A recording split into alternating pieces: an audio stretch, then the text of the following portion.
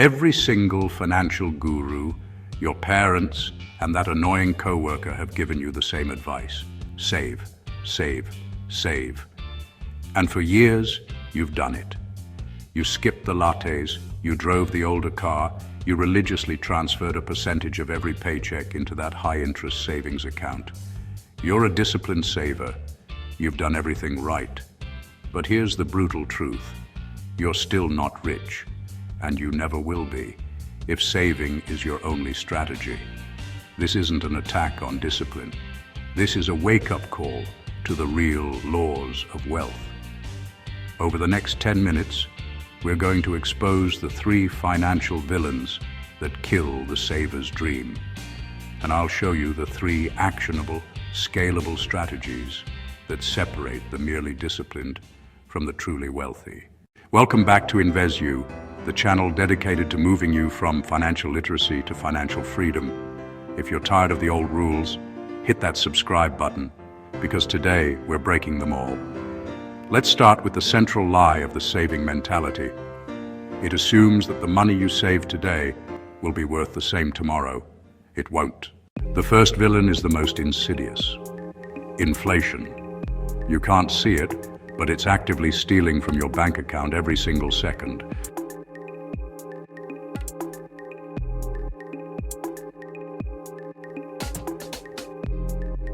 Think of your savings account as a bucket with a microscopic hole in the bottom. You pour in money, saving, but inflation is the leak. Even in a good year where your bank gives you a generous 1% interest, if inflation is running at 3%, you haven't broken even. You've lost 2% of your purchasing power. Your number went up, but your wealth went down. Let's get mathematical. If you save $100,000 and you earn a 1% savings rate, you get $1,000 in interest. That's great, right? But if inflation is 3.5%, the cost of living has gone up by $3,500. Your net loss in purchasing power is $20,500. You worked hard for that money, and you lost buying power just by leaving it idle. Saving is not a wealth-building strategy. It's a wealth preservation strategy that usually fails to preserve. The second villain is what you don't do with your money. Opportunity cost. This is the return you forego by choosing to save instead of invest. This cost is massive, especially when you factor in our greatest financial ally, compounding. Let's compare 2 people, both starting with $10,000 at age 25 and both contributing $500 a month for 30 years. Scenario: annual return, total contribution, final balance, age 55. The saver 1% savings account, $190,000, $220,000, the investor 8%, index fund AVD, $190,000, $750,000, same effort, same contribution, drastically different results. The saver's opportunity cost, the money they missed out on, was over $500,000. That's the difference between a comfortable retirement and financial freedom. The final villain is the income ceiling. Savings only grow proportionally to the money you put in. If you want to double your savings in a year, you generally have to double your income or contributions. That's linear growth. It's hard work, and you run into a ceiling very quickly. Most people earn money based on time for pay. Your salary is capped by the market rate for your skills or by the 24 hours in a day. You can only save a fraction of that. The wealthy, however, earn money through assets for pay. Their assets work independently of their time, multiplying their efforts. Saving money keeps you firmly planted in the time for pay linear growth model. To defeat these villains, we need to shift from being a saver to an allocator.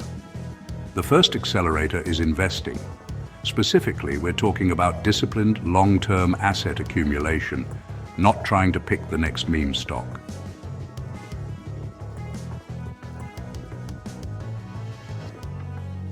You need a return that not only beats inflation, the 3% thief, but also provides a meaningful return.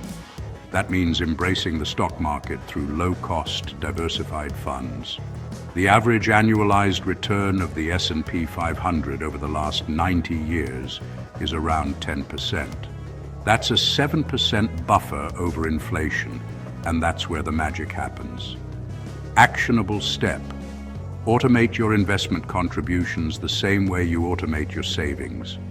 Treat your investment account like a monthly bill that must be paid. Whether you start with $50 or $5,000, consistency is the ultimate driver of wealth. You are not timing the market, you are maximizing your time in the market. Investing is the engine, but you need more fuel. The second accelerator is income generation, and this is where you break the income ceiling. This involves either drastically increasing the value of your main job or building alternative streams.